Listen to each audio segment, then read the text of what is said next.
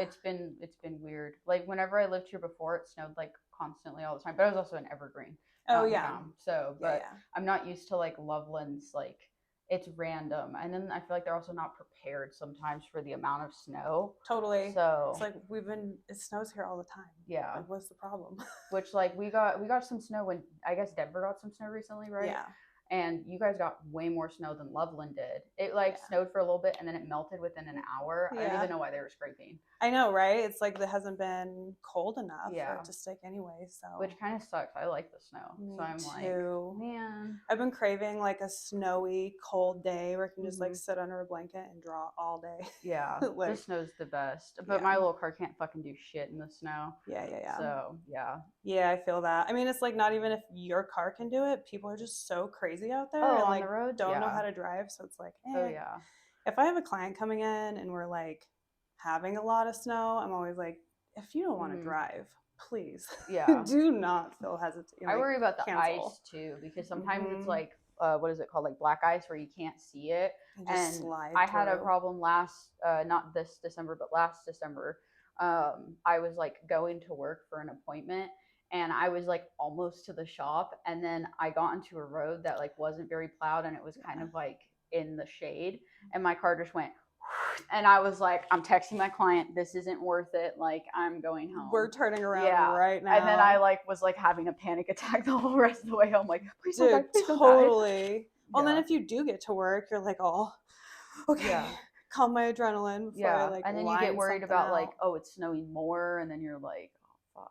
So I'm always good with a change of plans when it's snowing. I want to at some point get a car though that can like handle Colorado, but totally you get what you get. So these days, yeah, totally. Hey everybody, welcome back to Tattoo Consciousness. This is episode 7, and in this episode I sit down with Jessica, who's a shop owner in Denver, and we talk about a wide range of topics, including cover-ups, technical aspects of tattooing, and overall how to manage and deal with clientele. If you enjoy this episode, please make sure to share and follow for more. Thank you. Anyway, this is Tattoo Consciousness. I'm not quite sure what episode this is at this point. I'm gonna be honest with you. I'm filming so many. Yeah. I get that. But I would like you to introduce yourself and like where you work and everything like that, kind of your style and how you got into tattooing. Cool. I'm Jessica Burridge. I have been tattooing for 10 years. I tattoo at Furl Forever. I also own the shop. I guess like what I specialize in changes from time to time. I do a lot of animal tattoos. I love doing like whimsical, celestial stuff, but I'll pretty much take anything on. Like there's stuff that I don't do for sure. Like I don't do realism. I don't do like people portraits. I like getting paid. Yeah. So in January, I definitely specialize in like everything. Yeah. Slow season. Yeah, totally. Gotta pay those bills. Yeah. How'd you come up with the name for the shop? It's a fun name. Kind of funny. Like, I grew up watching South Park. So it was like Cartman was always like, whatever, I do what I want. And it was like, always had a problem with like being told what to do. So it was like, oh, how can I make all that stuff into one thing that's like relevant to me, relevant to what I do, feral animals, all that stuff. And it's like, I guess I wanted my shop to like embody a lifestyle rather than like just putting two things together. Yeah. So it's like feral forever. Yeah. Let's fucking go. And you mentioned we didn't talk about this on camera, but you mentioned like it's been open for a year now. So like what was the decision for you to open up your own shop, and how has that been like probably a big undertaking? Yeah. I would assume. Definitely. I always wanted a tattoo. I think it was like probably 14 when I wanted a tattoo, and I like watched all those reality shows. And like she's not maybe the best person in the industry today, but like Kat Von D, I was that's really super funny. into that. Yeah, dude, totally. So it's like it's kind of funny to talk about because it's like I know. Yeah. She a little canceled she, or like whatever. She was a really good artist though. She did like the time, bomb stuff. Yeah, at the time, like little 14-year-old me being like, damn, she looks so cool, and like watched her open her shop, and I was like, I'm gonna fucking do that one day. Like that's what I want to do. So I'm 10 years in. I'm like kind of decided, I was like, okay, this is it. Like, I feel like confident enough and where I'm at. I can like feel like I can work with other people, maybe teach other people. So that's when I was like, okay, I have to do it. This is my time. So. Is there anything that, like, you know, I'm sure over your 10 years you've worked at a plethora of shops probably. A few. Yeah, a few. So like, is there anything that you've like witnessed or like that you've experienced that you're like, I don't want to do that with my shop, or that's a good idea, I would like to like do that with my shop? Yeah, I haven't worked in a ton of shops. It's like been 4 over my 10 years. And I've definitely taken things from each shop that I worked at that I really liked. Like, I think I always wanted to be a shop that was like for artists, like not necessarily interested in like, I don't know, I'm not trying to pull a ton of profit from people. Like, I want people to come into the shop and feel inspired to work and like inspired to do what they want to do.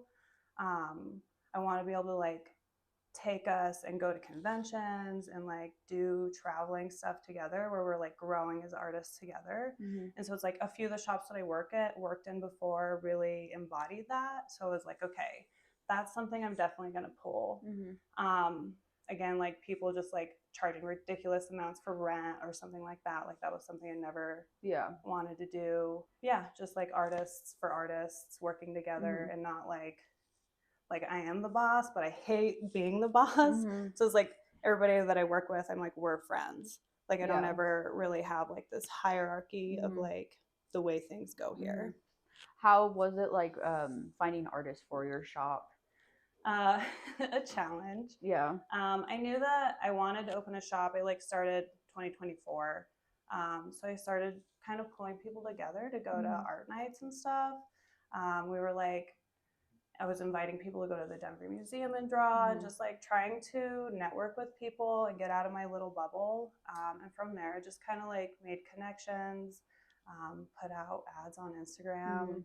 I worked with a couple people I worked with previously, which it's just like not always the same. So it's like you just kind of go through finding different people that you have common goals. Like you just want to find someone you have common goals with, I guess. Yeah. So it was like, that was kind of the search. Was it kind of hard with like, I know a lot of artists are really like, we don't like to socialize, even though it's kind of part of our job. We talk for like hours on end with our clients, and I'm like, I love a good yap, but at the same time it's like I'm always anxious and I don't normally like go out. Yeah. So was it really hard for you to put on these events, and like did you feel any anxiety and to get out of your bubble? Oh yeah.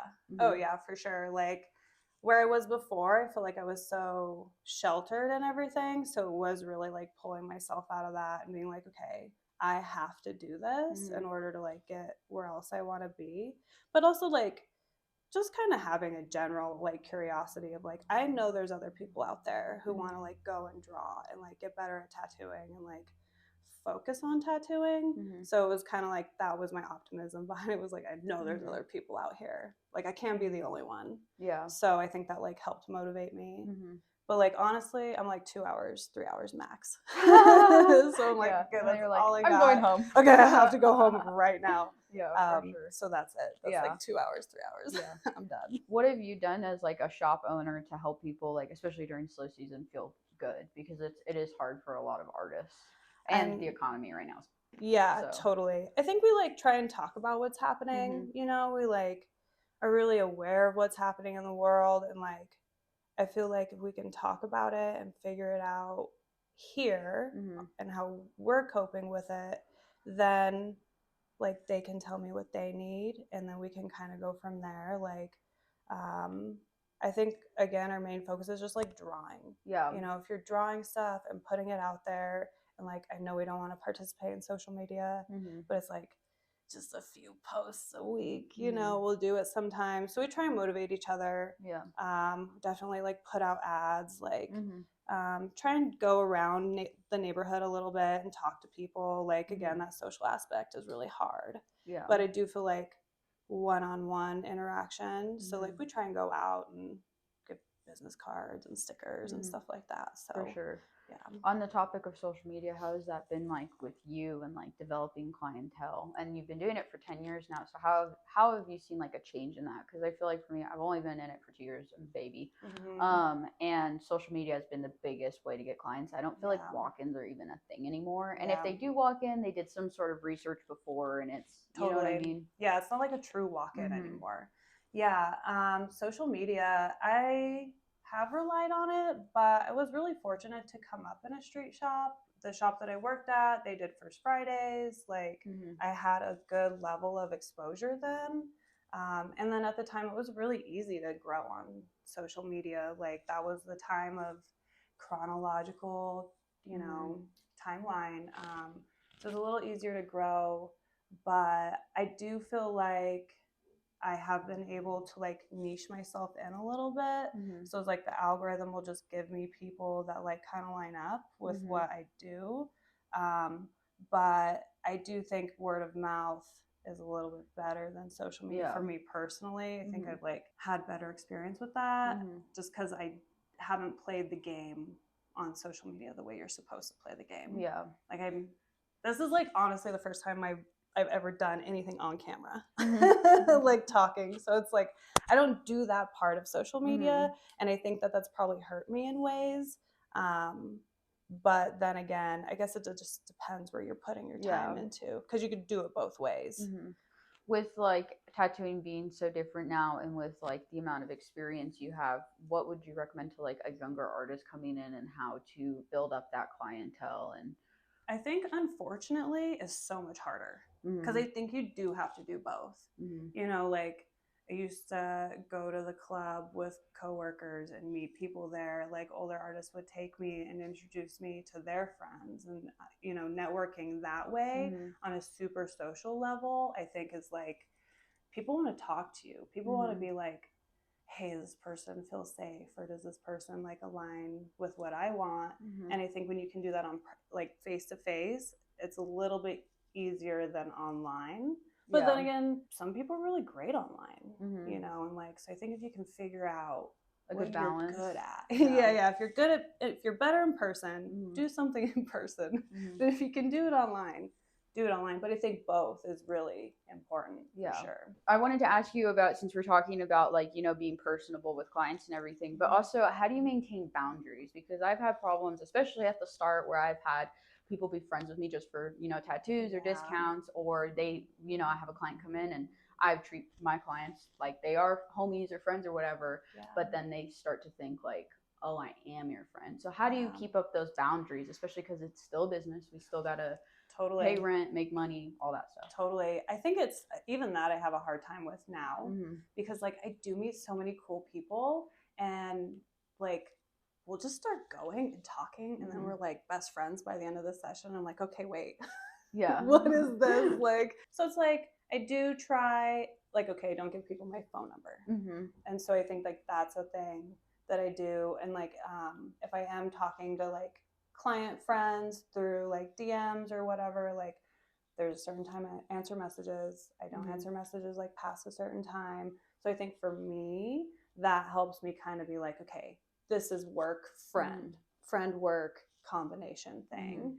Because I do like love all my clients. You know, like I feel like it's like one of those things like, you want me to tattoo you? Like out of all the people in Denver, you want me to tattoo you? So it's like that already. I'm like, oh, well, we can be friends.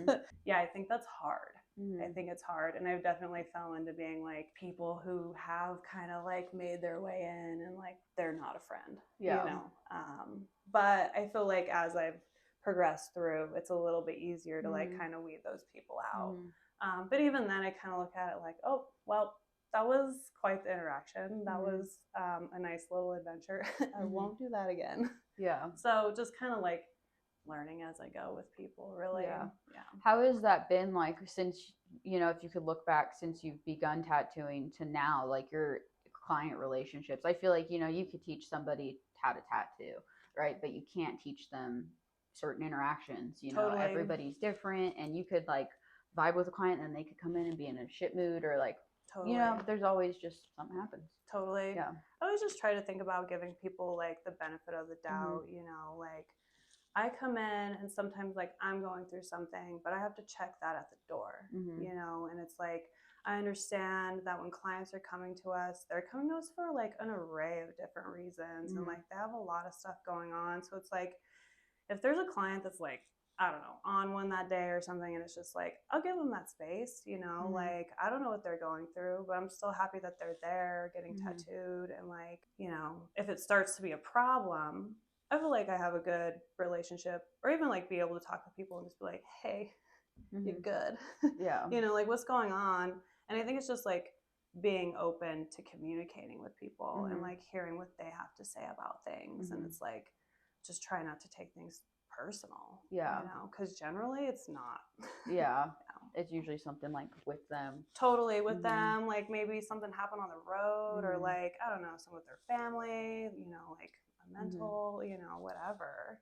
It's like, that's okay. Yeah. You know, you can have your day. Yeah. Yeah. Plus, this is their day. This is their day. You know, they're spending their time, their money. They trust us. So totally. Yeah, it's their appointment. Yeah, totally. And it's like, you know, people talk about like the trauma dumping and stuff like that. And it's like, that does get to be hard sometimes, but like, I don't know, this person's trusting you to tell you all this stuff. Like, I'll just sit back and listen, you know, like, and not make judgments. And if that helps them, like, that's cool. And I'm happy that I'm able to help them with that. You know, you mentioned like checking stuff at the door, which I feel like is a pretty common thing tattoo artists try to do at least. How is that like for you? And like on days like that, it's really like, what do you do to balance that? Because like tattooing's a thing in and of itself. It's like, we're not just tattoo artists. We have a whole hat to fill, but it's also like life in general, taxes and relationships, and you know, you run a shop too on top of that. That's totally. Yeah, it's I don't know, I just like, this is everything to me. You know, like I had to fight really hard to like be here and like to make it. And I just think that like, I know when I come in and I sit down and I put that stencil on and I start tattooing, like everything goes away. Like all of like anything I'm going through, any like pain that I'm having, like I don't even have to think about that. That leaves my brain and I can just like focus on the tattoo. And so it's like almost meditative for me. So I know it's like, maybe it's like my sanctuary. You know, it's like, it's easy for me to check it because I'm like, well, I don't have to deal with that shit because I have something way better to do. So like maybe it's a little escapism. I can use tattooing as like a little escapism, but I like have to add the whimsy to it. You know, I'm like, this is the magic. Fuck that other stuff. Yeah. Do you feel like art for you has been like therapy in your life and like helped you mentally? Absolutely. Yeah.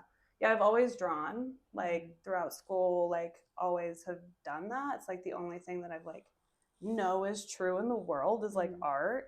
And so, yeah, it's definitely like, it has to be that. Everything is about that. You wanted to start tattooing when you were around 14. Did you have any other job options that you thought about at all? Or like, and was it specifically like, oh, I'm watching like Miami Ink or Ink Master or like whatever that made you be like, oh, this is cool. I want to get into this. Well, it was like, I think it was like a combination of being in art classes.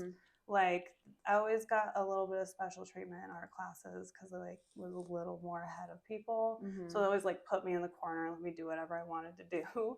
So it was like, I already knew that I wanted to do that. And so once I started watching like Miami Ink, all those shows, I was like, oh, they're making art. They're like making a thing that they're making money off of. And like, just that was it.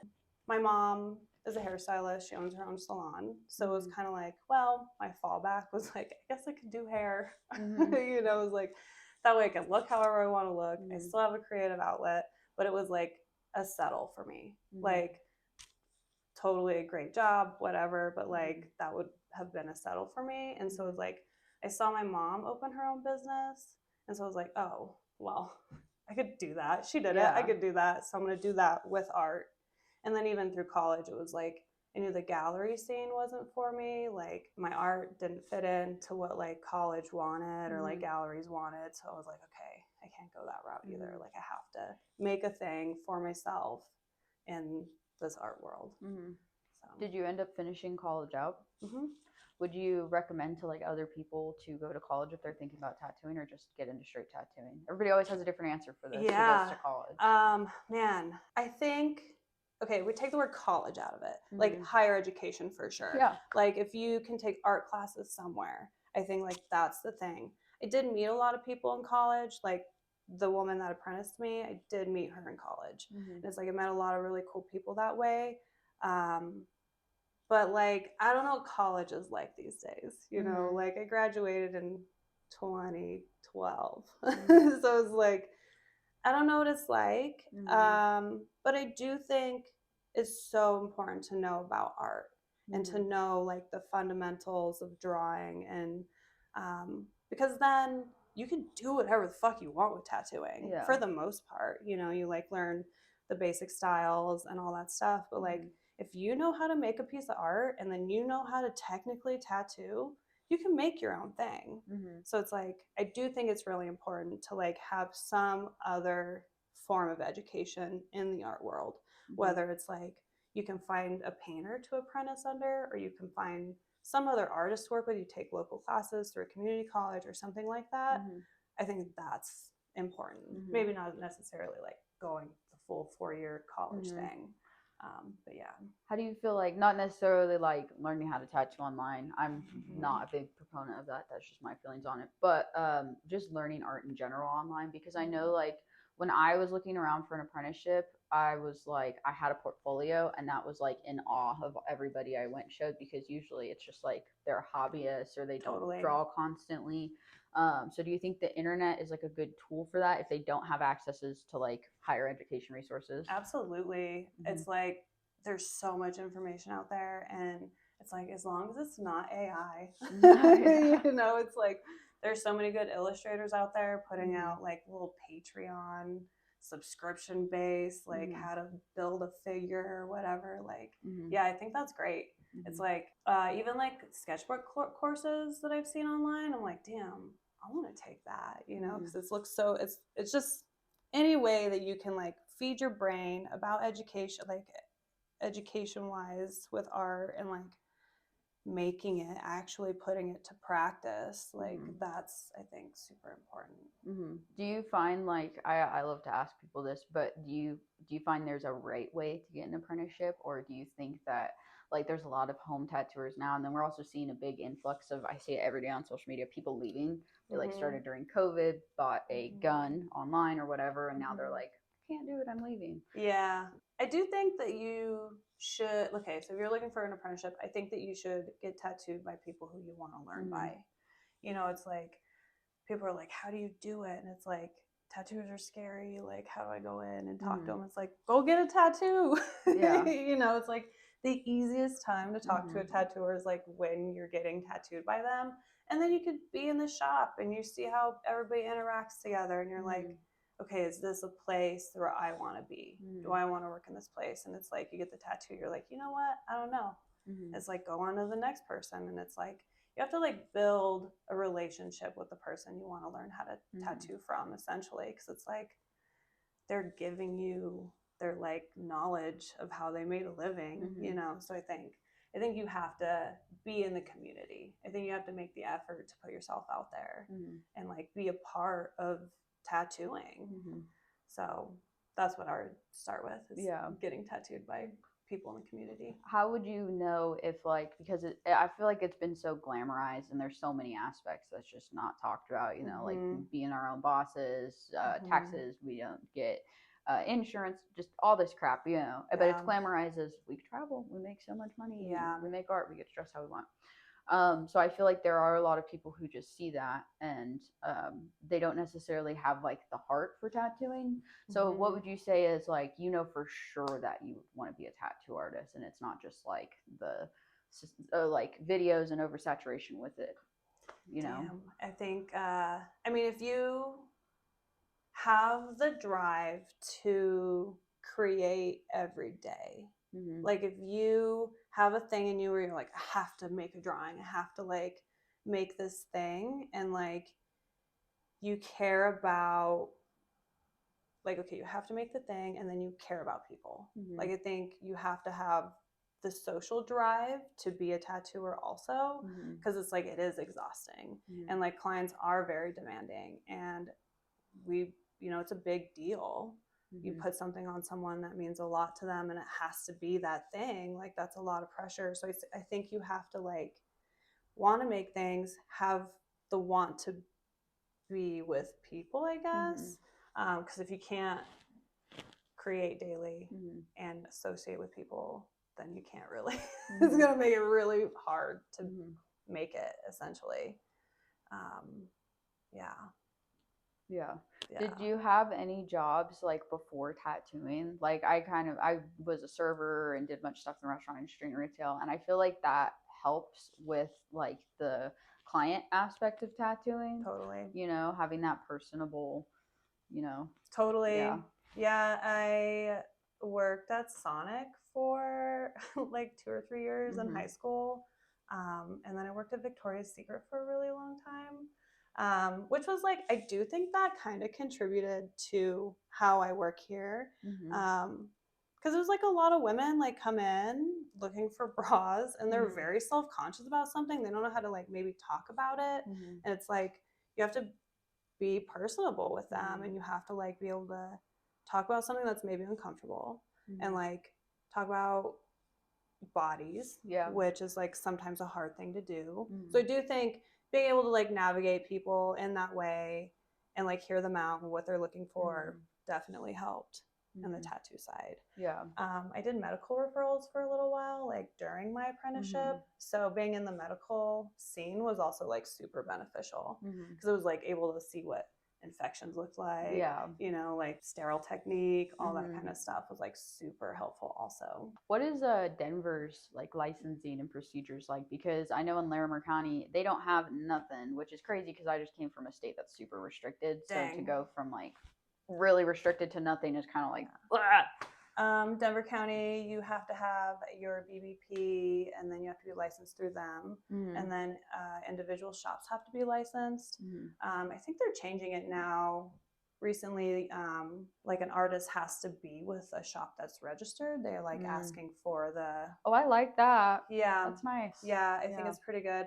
I actually feel like our health department is pretty good. When they were in here last time, I felt like they were like acting more as a resource rather than like, we're gonna shut you down. Yeah, like an overseer. Yeah, totally. So I was like, okay, that's cool. I like that. But other than that, it's just... What about like with apprenticeships and stuff? Is that more left up to like the mentor than I think the state? so. Yeah, they have. I mean, BBP. Like, I have an apprentice. She's going to do her BBP, but she's not even on skin yet. You know, it's like starting with basic. Clean hand, dirty hand, sterile techniques, stuff like that. But she'll have that, and that should be it. How are your feelings on like you said that you like that they come in and they're just like they want to work with you instead of being like little dictators? How do you feel like that should be? Because I know it's not like a federally legal thing, so it's done by state, and like Oklahoma, for example, is super like dictators. They gouge for like the license is like $1,000 for a shop, and That's then insane. for an artist it's $250 every year, and they like, I mean, some of them will come in there with big egos and just like, you know. Yeah, I think it's hard because I definitely like, you know, don't tell me what to do with my business that you don't know anything about. You know, but I do think it's good. You know, like I think some regulation is good, but too much regulation obviously is like an overstep. I think that what they're asking for the most part is pretty reasonable. I think when they come in, what they're looking for is very reasonable. You know, I think a few things are a little silly, like, you know, there's sync requirements at conventions, but they let dogs walk around at the same time. You know, like there's a few things that are a little like, all right, I don't know who's seeing this, overseeing all of that. It's kind of weird, but it could be worse, and I'm glad it's not. And it could probably be a little better, but that's, I don't know, who am I to say? Whenever you like travel, does it ever affect going to other states? And do you have any issues where it's like, this is like a freaking like head case, like this sucks, this is causing issues? I mean, I haven't been anywhere that really sucks. Like, I mean, we talk about international travel. I think that's a different thing because it's like their health codes versus like with your visa and stuff like that. But like in Florida, you pay for like one BBP thing and it's good for the whole year. But like their test is kind of way more in depth than what ours is. Yeah. We're doing a convention in April and we have to pay for licensing for that. So it just depends state to state. Conventions are really nice because usually they'll lay it out for you, you know, or like they'll roll it into your booth fee or something. They'll take care of it. But it's just another little piece of it, you know. It's not usually a pain in the ass. As long as you have your BBP, that's usually actually Seattle, you do have to do like a CPR cert, which was kind of like unusual, but I don't know. In Oklahoma, it's first aid, CPR, and bloodborne pathogens. Oh, right, and you take a test with the health department. Oh, okay. Yeah. I mean, I think that's kind of cool. Not that I really want to give anybody CPR. Yeah. Or like, you know, if that was the case, I'd want to call an ambulance. Like if I have to do it, obviously I'll fucking do it. Yeah. But like, I don't really want to do it. Yeah. So yeah, I don't know. I'm glad we don't have to do a ton of shit, but I get it. I just didn't know if, because I know some states, like, where freaking is it? I can't remember where it is, but they required like a license and a high school diploma. And so like Larimer County doesn't have licensing. So I'm going to try to keep my Oklahoma license so that I can keep up with it. But you guys just have shop licensings, correct? So like shop licensing and then individual artist licensing. Oh, you do have individual. Yeah. So that makes it easy whenever you go different places then. Totally. Okay. Yeah. Yeah, exactly. Because like, what is it in Oregon that you need to prove that? Oregon does tattoo schools too. They do. Yeah. Right. I think it's like 5 years you have to prove that you were a tattooer somewhere else. Maybe it's not 5, maybe it's 3. That's a long time. It is a long time. Yeah. I thought the high school diploma thing was kind of like stupid. Yeah. It's a little like, what's the word? It's just, it doesn't matter. Yeah. It doesn't matter. Like, yeah, I don't think it matters. I think that's a little, maybe classist. I don't know. Yeah, that's what I thought. I don't know. I thought it was very, very, very strange. Yeah, because we were thinking of doing a convention here. Like, they've done it there before. I can't remember where it is. I'm spacing on it. But they're like, yeah, you need to get your high school diploma and submit it to them. And then you have to have, like, you have to take a test with them and stuff. And then they'll give you a license. And interesting. Yeah, high school diploma. That's like... I know so many tattooers who, like...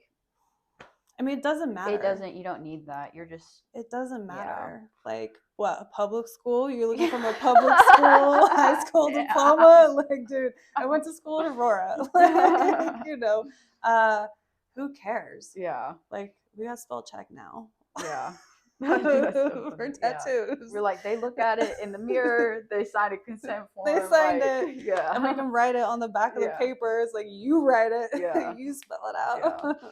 Oh, that's so funny. Yeah, that's crazy. I wanted to ask you about too. I've been thinking about this a lot, and I wanted to ask a more experienced artist. You know, I'm 2 years into tattooing, which like, or in some months, whatever.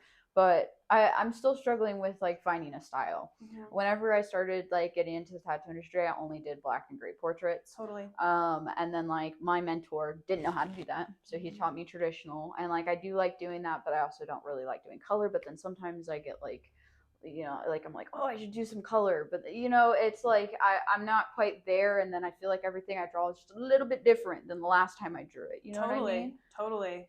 I don't know. I like, this might be like, I don't know, not a popular opinion or like not a popular take, but like the way I've always approached it is like, I just draw it how it comes out. Mm-hmm. You know, it's like like it was saying earlier, like we know what makes up a good traditional tattoo. We know what makes up a good neo-traditional tattoo. Mm-hmm. Like we know all of these things. And so when we make something, it's like, just make it how you think that you want to make it, you know? Because it's like, I find sometimes we like are drawing something and we're looking at other people's work as references online. And it's like, I think that waters ourselves down.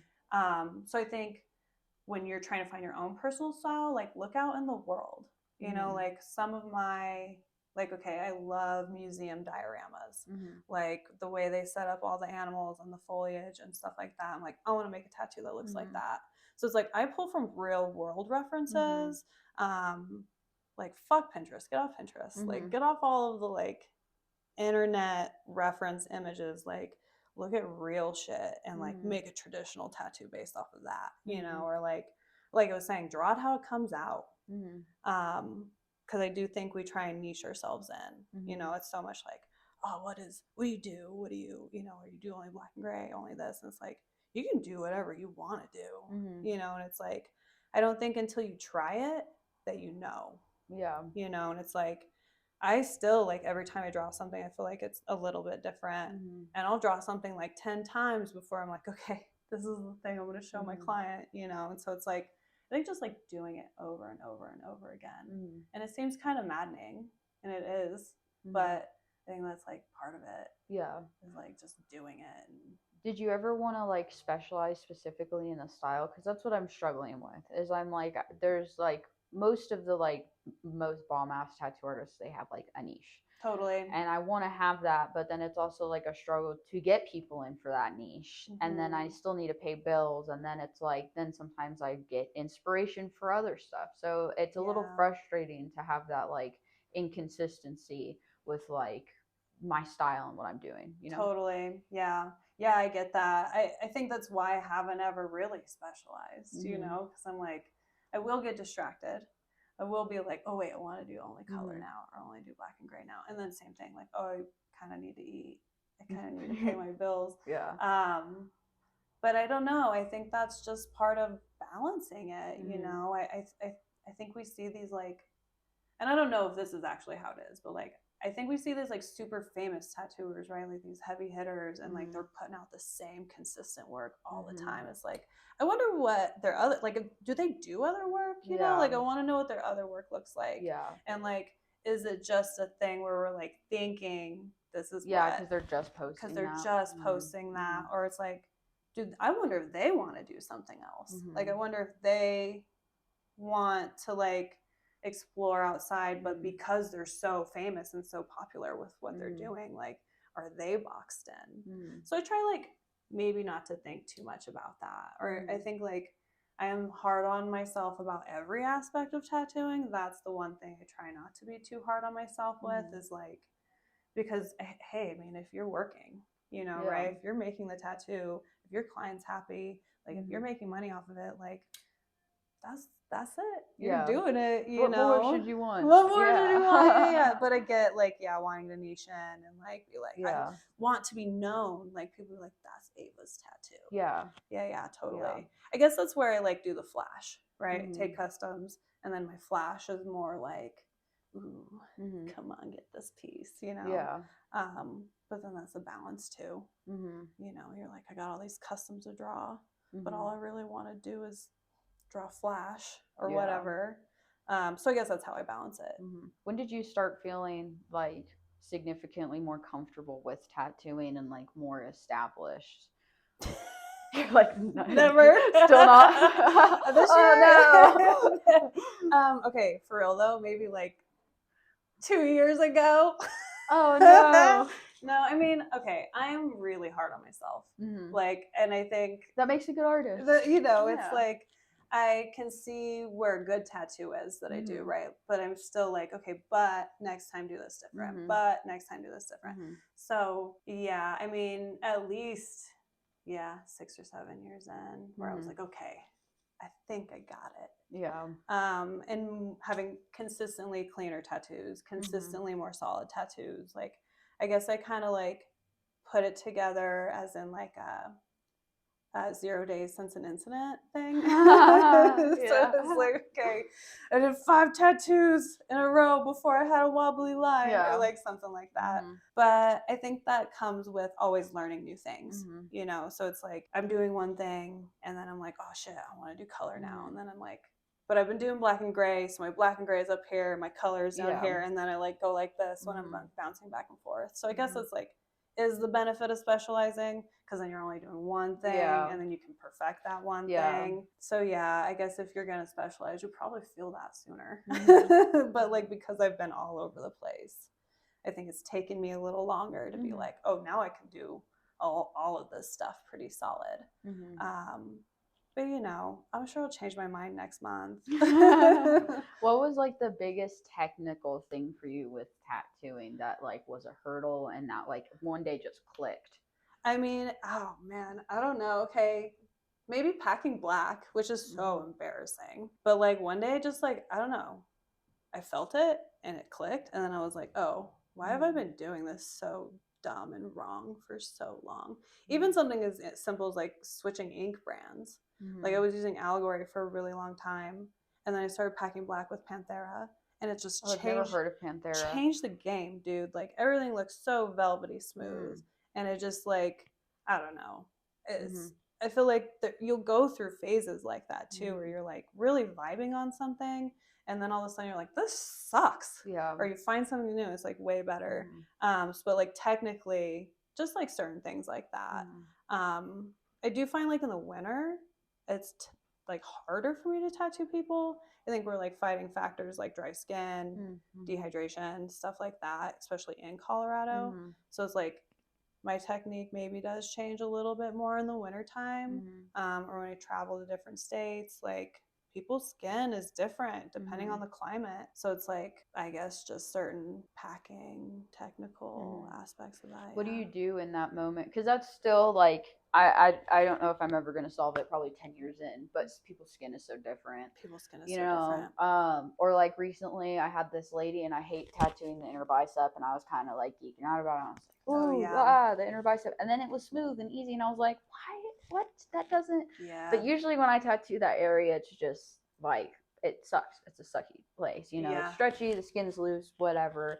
Or like I'll tattoo somebody, it was like leg down here, it'll be chill, and then up here it's completely different. Or like, or even just stretching. Like I'll be stretching so much, but it's like that line is not hitting totally. Like it should, And it's like, so I like originally learned on coils, which at first I kind of thought it was like a little more difficult to pinpoint a certain thing on coil, right? Like there's so many things that can be wrong. Your clip cord could be like fucked up, or like, I don't know. There's so many different things. But with the rotaries, I do actually feel like, because I use a Bishop rotary machine, there's so many different things that can be wrong even with those. It's like I recently bought a new battery because my shit was like, I was doing more touch-ups than normal.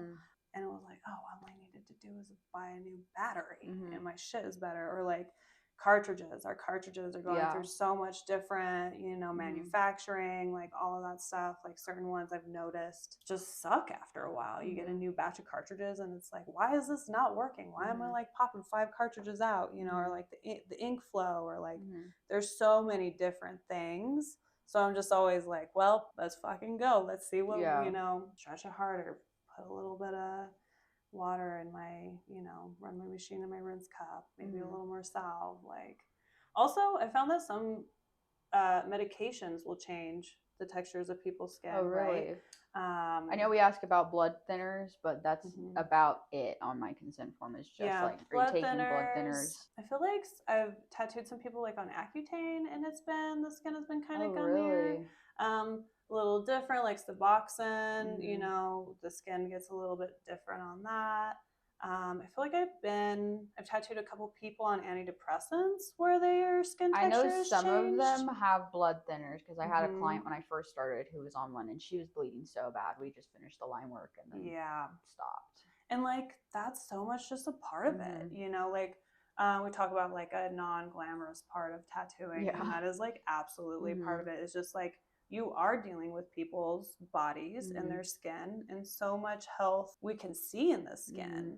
And so it's like, sometimes you have a really cool design and it's on someone who you're having a problem with their skin that day, and it's like maybe not the way it comes out, or it doesn't come out the way you want it to come out. And it's like, well, that's just part of our job, and like trying to just do the best that we can for our clients. Yeah, I always try to remind myself it's not paper. It's not paper. But sometimes I'm like, dang. I always find like I'll be like, hating on myself or whatever after the tattoo's done, and I'm always trying to be like, my client loves it. That's what matters. Yeah. But you still can't help like, oh, that one line or that shading's kind of rough, whatever it is. Yeah. And then like they'll come back and it's healed, and I'm like, oh, that's not that bad. Yeah. Like, what is wrong with you? All the time. Yeah. Especially when you get into like little lines, it's like, you see that little wobble. Oh, you're like this the whole tattoo. You're not like looking at it from far away. And the skin is swelling, and you're stared at it. And if you take a picture with the iPhone's gonna like change it a little bit, So it's like, It's like you'll do a tattoo that you love, and then you'll take a photo of it, and you're like, "Why the fuck does it look this way? Yeah, dude, Why is it so red and like raised in the photo? Like, it doesn't look like that." Not what I saw earlier. What do you do for like whenever somebody's skin is getting super red? Because recently I did like a free portrait for practice, and dude, his skin was getting so red the whole time I was doing it, and that's hard when you're doing black and gray. Yeah. Because it's like, how am I supposed to tell the different shades when it's like you're really red? I tried doing the back team some witch hazel, and it just didn't seem like it wanted to calm down. Damn. But it seemed like maybe it was just that area of like right here on his calf. Totally. I mean, some people just get real red like that. Yeah, the Bactine soak, the witch hazel soak will usually do it, but otherwise, sometimes it's just like that. It's so annoying. Yeah. Like, I just tattooed my husband, and like, I soaked him in Bactine. Okay, like when I line something out, I won't wipe the whole time. What are you doing, like dabbing it? Yeah. I'll just fucking line you the whole time and won't wipe you once.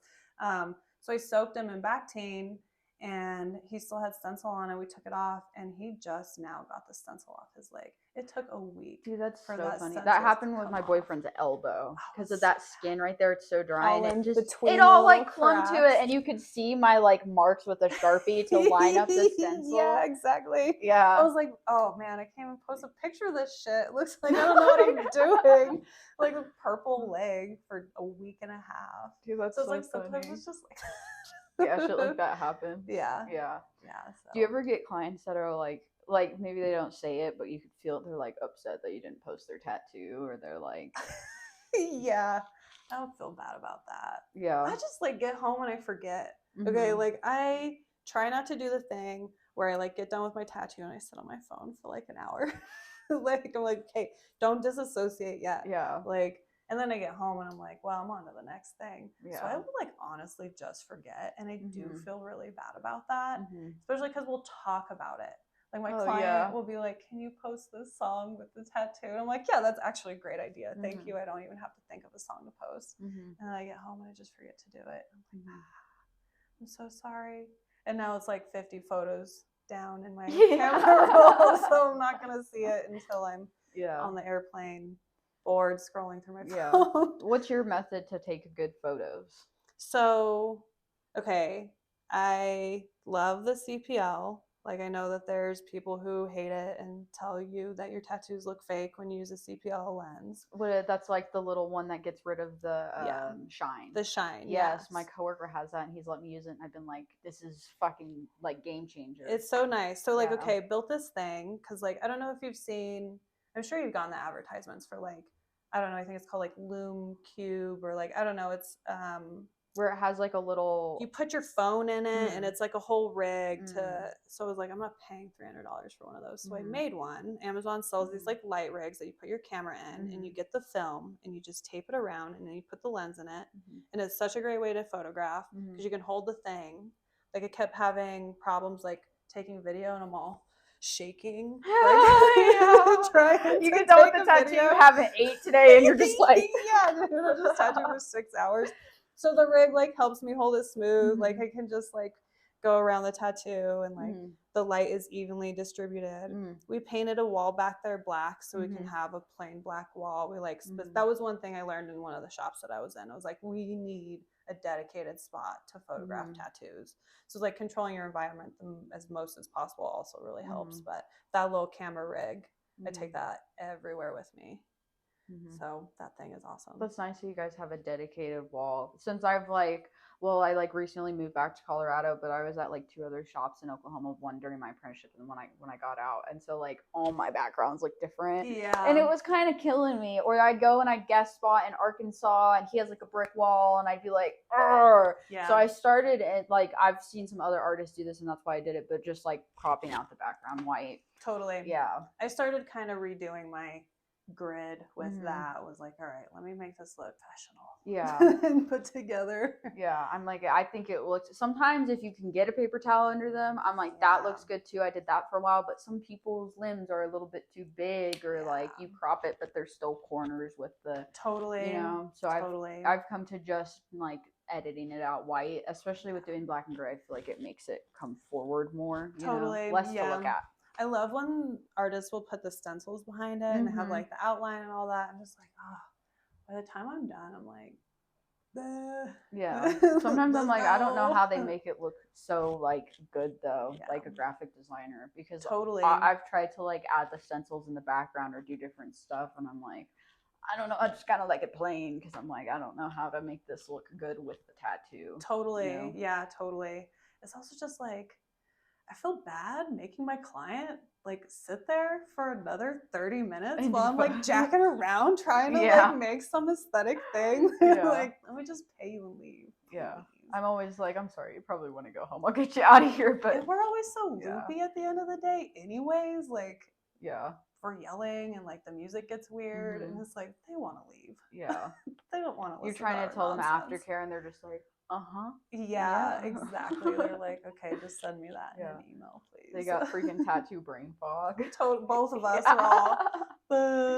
Yeah. Oh, that's so funny. What's been something recently that you've tattooed that you really enjoyed tattooing? I have been so fortunate to like have a couple dragon back pieces right now. I was like mid-year, I was like, all I want to do is dragon tattoos, and like I have a couple in the works right now. They're like big full back dragon pieces, so I'm like super stoked on those. Are they in black and gray or color?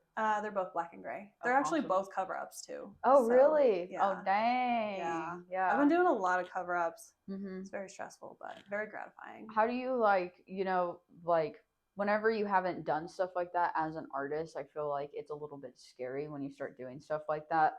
Like I've tattooed on the back. I've never done a full back piece, and I would love to do it, but I would also probably be like sweating balls and freaking out. And I've done some little cover-ups, and every time I'm like and I like consult people who have done it longer. I'm like, how do you hide this? And then they come up with the most simple, easiest things, and I'm like, how did I not think of that? Yeah, dude, it's like just like okay do you know about tangents?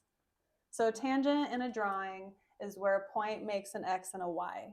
Okay, so you have like a bunch of lines, and if a line runs into another line and it makes an X or a Y, it kind of confuses the eye. So like if you have a drawing with a bunch of layers to it, and so you have like a fox in the background and you have leaves coming over it, there's like ways to put the leaves so that you don't hit these tangents, because then when you're looking at the drawing, your eye doesn't know where to go because it makes like an X or a Y. So your brain's like, oh, do I go this way? Do I go this way? So what you do is you move that to avoid that. With cover-ups, I feel like it's really great to create tangents in the work to like confuse the eye where you're looking, because it's still there. The cover-up will still always be there. You have to like focus and emphasize something away from the cover-up. So it's like, if you can figure out how to like put something there and confuse the eye, then that usually makes for a really good cover-up. Also texture, feathers, flowers, fur, scales. Do you feel like you have to make them darker in order to cover up things? Usually. Yeah, usually. It's like you can't really cover something up with like yellow, you know, or like pink. You could do like some opaques, but like it's so hard to say. Like I don't want to be like you can do it, because people will be like, no, you can't. Yeah. Multiple sessions, maybe, depending what it is. When it comes down to like a client being like, I don't know if it's not necessarily difficult, but being like, I want it this way and it can't be that way. What is your, like, how do you go about that? I'm an asshole. You're an asshole. I'm like, you made a bad decision on your first tattoo. You don't get to make a decision on this tattoo. What about if they're a new client and it's a new tattoo and they're trying to be like, this, and this. I want it like this. I still kind of am that way. Like, it doesn't work the way you think it's going to work, you know? And I think that's the thing with cover-ups. Like, you have to be so open. Like, the client has to be so open with what is possible, because there's only so many things that we can do to make a good cover-up.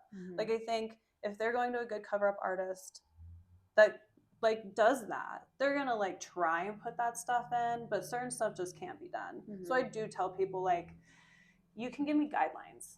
Like, guidelines are great. If you like the color purple, you like roses, you don't like blue jays, or like whatever, you know, you give me a list of things that you do like and you don't like, then from there we can make something. But when it's so specific, where it's like, I want this here, this here, this here, it's like, it doesn't really work that way. Do you feel like it took you some time to become assertive with tattooing? Oh, yeah. And like, how did you end up doing that? Like, feel better in yourself about being like, well, I am the professional. I should, like, I know this is right.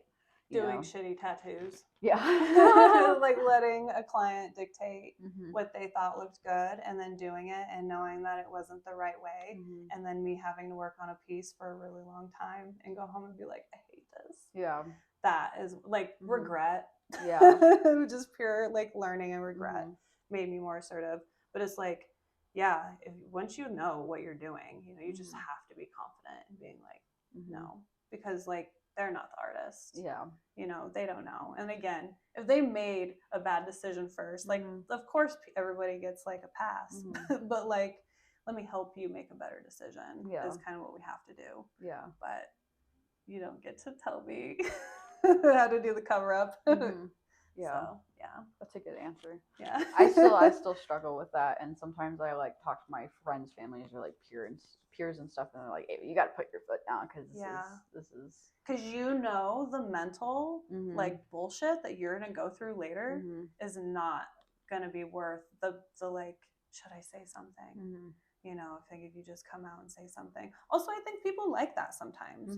You know, people want to like trust you, and when you're honest with them, they'll be like, okay, they don't want to see me get and do a bad tattoo. They don't want to just make money off of me. They do care about their art also. So that also is like, that's your name out there, right? Yeah, so that's what I think about, but I'm also worried about like if I come off rude or anything, even if I'm not trying to, or if they take it personally, or you know, like whatever. I don't want to seem like bitchy, totally. You know what I mean? Yeah. But I still need to. There's like boundaries with clients where it's like I'll have a client come in and they want to change like everything, and I've already drawn this like 3 times, and I'm like, yeah, you know, man, that one is hard. That's a really hard one. Like when, I don't know, putting your foot down with that is like not the same all the time either, you know. But I do think it's good to kind of have your own mental, like, I'll do this twice. And by the 3rd time, that's what I got, you know, and that's kind of where I, you know, talk about the, like, I just draw it how it comes out, you know, like if you don't like what I did, maybe I'm not the right artist for you. Because it's like, I can't draw this any more different ways. Like that would require a different person. So I think I try to be honest with people in that way, you know. I can't. Yeah. You know, I'm sorry, I can't. And then they can make the decision from that point. You know, it's their compromise at that point because you've done all that you can do. Even if it's something that you, I don't know, are just like, no, I don't want to do it. Like, that's okay. Yeah. I think that's okay. It's good. Yeah. It's good. It's better to say that than do the tattoo, I think. Totally. Yeah.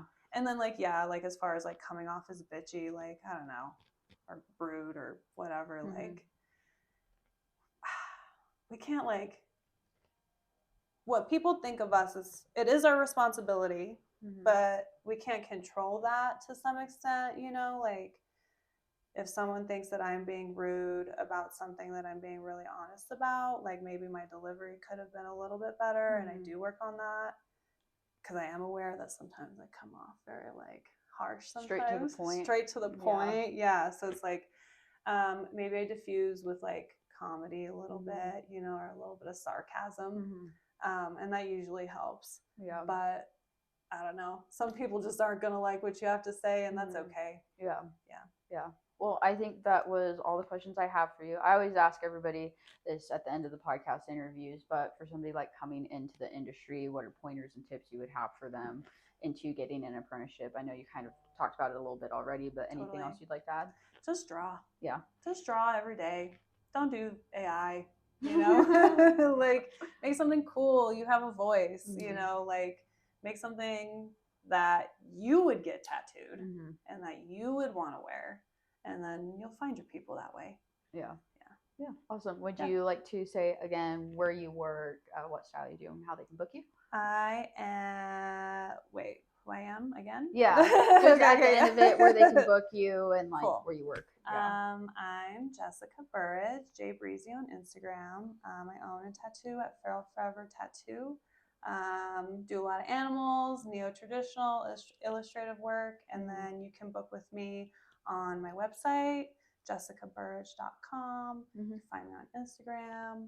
You can really find me on a lot of spots on the internet. I make it pretty easy. Yay! Yeah. Perfect. Easy peasy, lemon squeezy. Thank you so much for being on. I appreciate it. Yeah. Thanks so much for tuning in to Tattoo Consciousness. Make sure to follow us on social media to stay up to date. And if you'd like to support the podcast, please make sure to check out my website for original art and prints, as well as sharing to your friends and family. See you next time.